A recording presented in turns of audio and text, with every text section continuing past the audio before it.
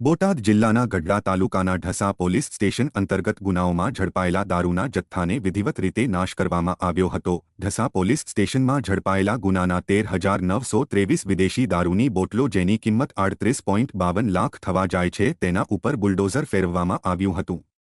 પોલીસે સરકારી અધિકારીની હાજરીમાં વિદેશી દારૂ ઉપર બુલડોઝર ફેરવ્યું હતું।